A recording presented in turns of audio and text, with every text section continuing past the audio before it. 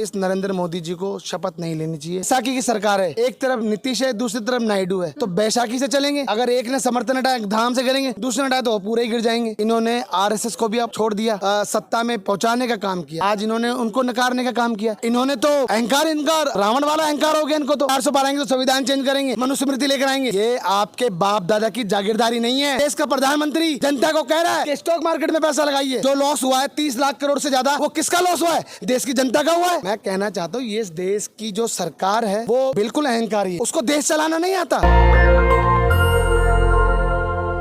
नमस्कार, मैं ब्यूटी गिरी और आप देख रहे हैं नेशनल दस्तक। आज 9 तारीख है और 9 तारीख को नरेंद्र मोदी शपथ ग्रहण की तैयारी में जुटे हुए हैं। लेकिन वहीं अगर बात विपक्ष की कर ले, इंडिया गठबंधन की कर ले, तो लगातार ये दावे किए जा रहे हैं कि 4 दिन की खुशी है, मोदी जी को मना लेने दीजिए। कभी भी इंडिया गठबंधन सत्ता पक्ष हो सकता है और एनडीए विपक्ष हो सकता है। हमारे साथ बातचीत करने के लिए जयप्रकाश जी मौजूद हैं।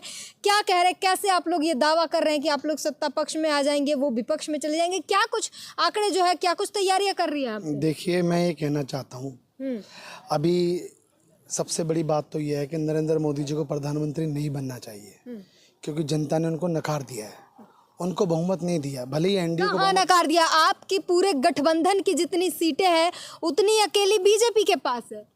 देखिए, मेरे को बोलने दीजिए। देखिए, सबसे पहले इनका 282 था, फिर इनका 303 हुआ और अब अचानक 240 आ गया। तो जब आदमी अच्छा काम करता है तो उसके नंबर अच्छे मिलते हैं, रिपोर्ट कार्ड अच्छी होती है, हैं?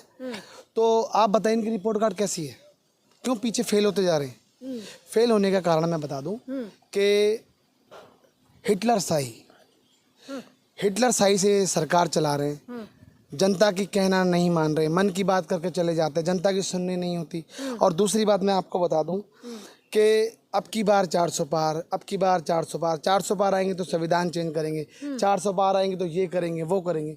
तो जनता ने ये मन बना लिया था कि ये अहंकारी सरकार है और इसको उखाड़ फेंकने की पारी आ चुकी है।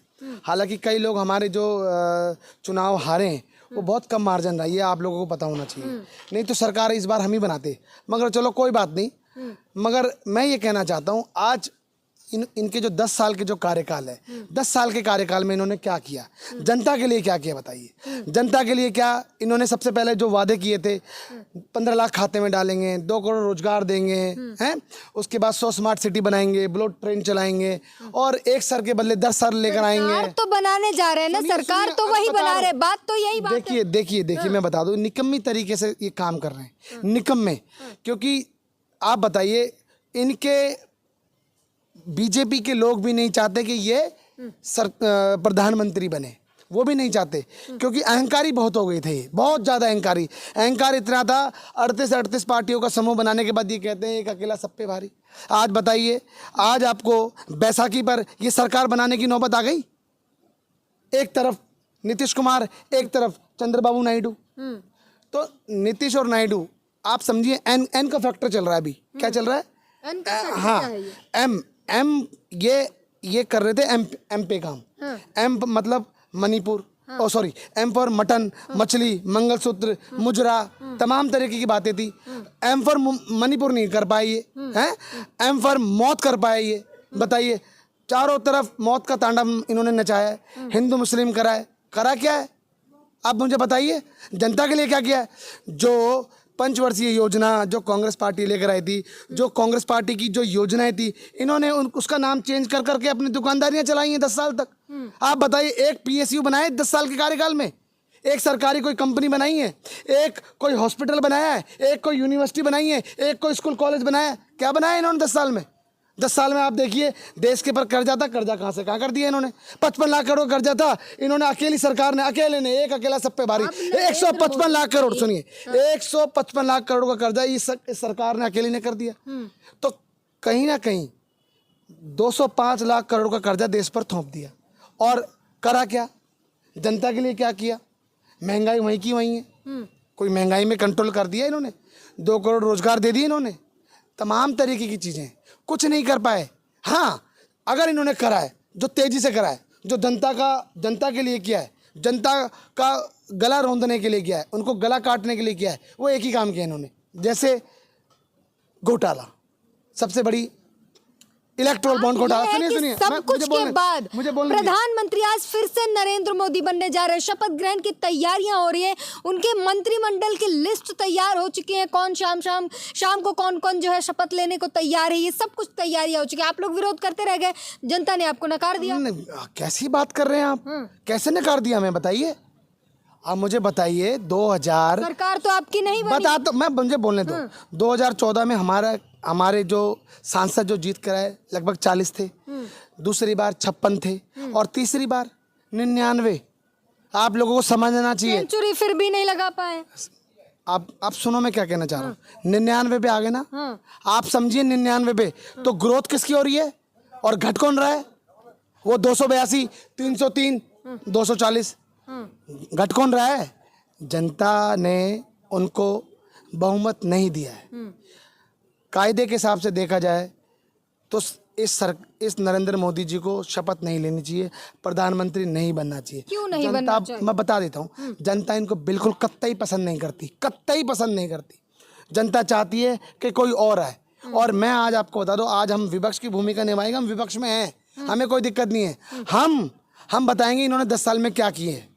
ये जो नेहरू जी के बारे में सुनो। सरकार एक जो लगातार हम देख रहे हैं विपक्ष में, इंडिया गठबंधन में, बैसाखी की सरकार कह रहे हैं आप लोग, कभी भी गिर जाएगी, 6 महीने की जो है चांदनी है, 4 दिन की चांदनी है, तमाम ऐसी बातें कही जा रही। क्या है इसमें, क्या मतलब? निश्चित रूप से यही है।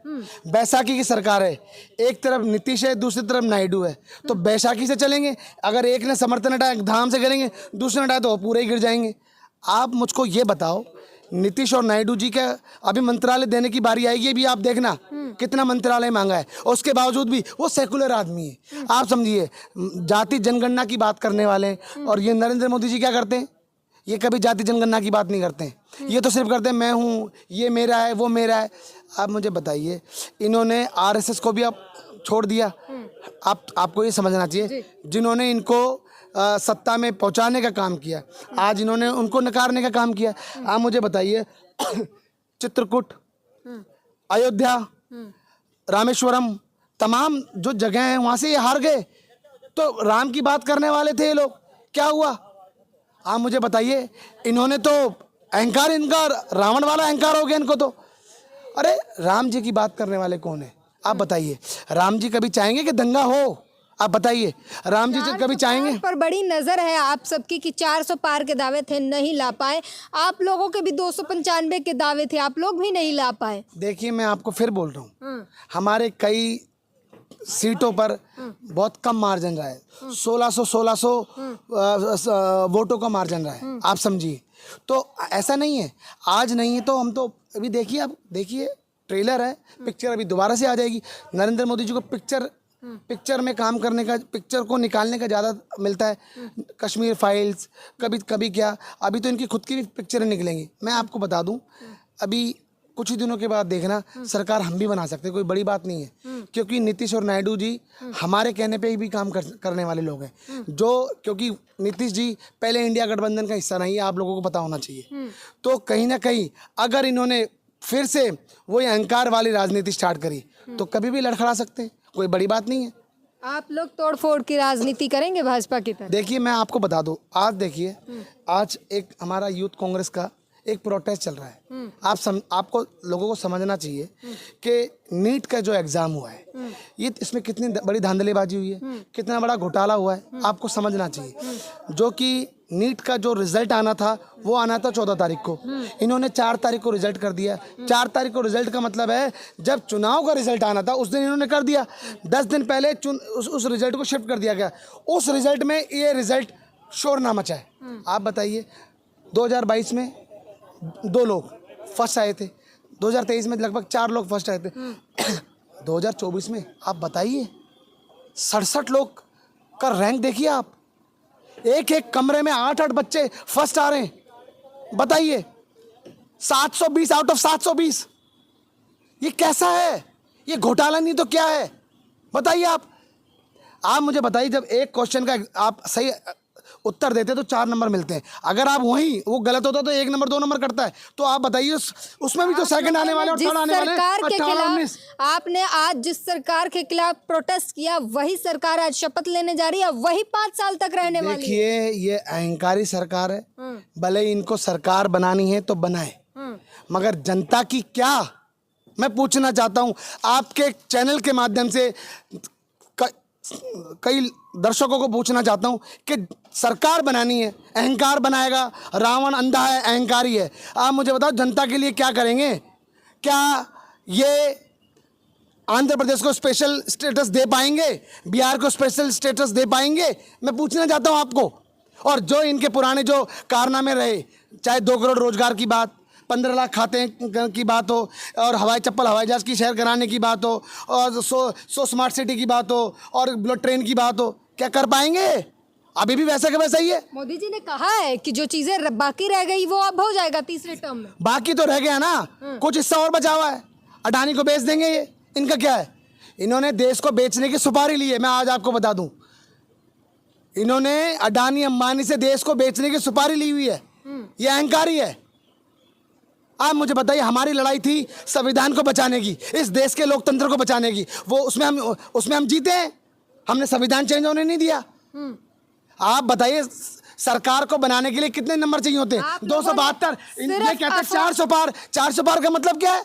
2/3। अफवाह फैलाया है। नरेंद्र मोदी ने सदन में कहा था कि इंडिया गठबंधन जो है फेक न्यूज पर ज्यादा भरोसा करता है, फेक न्यूज ज्यादा तो क्या ये इनके जो सांसद के प्रत्याशी थे, इनके जो नेता थे, क्या वो फेक आदमी है?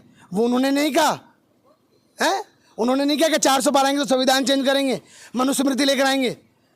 ये आपके बाप दादा की जागीरदारी नहीं है। मैं बता दूं, ये देश संविधान से चला है, संविधान से ही चलेगा। संविधान को बनाने के लिए देश में कितने लोगों ने प्राणों की आहुति दी है?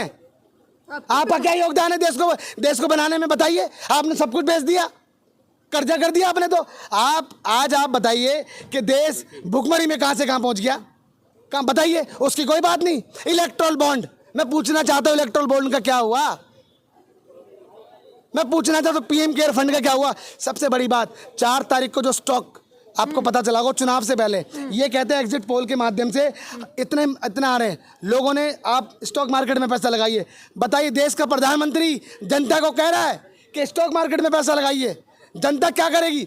देश के प्रधानमंत्री की सुनेगी, और उन्होंने सुना भी। आज जो लॉस हुआ है 30 लाख करोड़ से ज्यादा, वो किसका लॉस हुआ है? देश की जनता का हुआ है। और वो किसकी बदौलत हुआ है? इस देश के प्रधानमंत्री की बदौलत हुआ है, इस देश के गृह मंत्री की बदौलत हुआ है, अमित शाह की बदौलत। तो कौन है इसका जिम्मेदार? देश का नुकसान को हुआ है किसका? 30 लाख करोड़ से ज्यादा का नुकसान हो किसका? मैं कहना चाहता हूं देश का इन्होंने भला नहीं करा। कोविड में मरने के लिए छोड़ दिया, देश को ऑक्सीजन नहीं दे पाए। उस वक्त भी कितनी बड़ी धांधलीबाजी हो रही थी। जो इमरजेंसी इक्विपमेंट थे कितने महंगे महंगे थे, बताइए आप। मैं कहना चाहता हूं, वैक्सीन तो मिला था, फ्री में वैक्सीन मिला था। बता दूं मैं आपको, फ्री में वैक्सीन के बाद, सुनो भैया रुको, फ्री में वैक्सीन के बाद कितने लोग मर रहे हैं हार्ट अटैक से? बताइए। मैं कहना चाहता हूं ये देश की जो सरकार है वो बिल्कुल अहंकारी है, वो अनपढ़ आदमी है। मैं आज आपको बता दूं, उसको देश चलाना नहीं आता। पूर्ण बहुमत होने के बावजूद जब उन्होंने देश की तरक्की बहाल नहीं करी, देश की तरक्की की पैर नहीं लेके जाए हैं, तो अब बैसाखी की सरकार में क्या वो देश को तरक्की पे लेके जाएंगे? सबसे बड़ी एक योजना लेकर आए हैं, अग्निवीर योजना। क्या देश का नौजवान सरहद पे जाकर शहीद होगा, उसको दर्जा मिलेगा शहीदी का? बताइए आप। ये कह रहे हैं हम 20 लाख रुपए दे रहे हैं, आप 20 लाख रुपए को चाटोगे क्या मरने के बाद? बताइए आप। मैं कहना चाहता हूं इस सरकार को नहीं पता कि देश चलाना कैसे। इस सरकार को सिर्फ अपनी जेबें भरना है।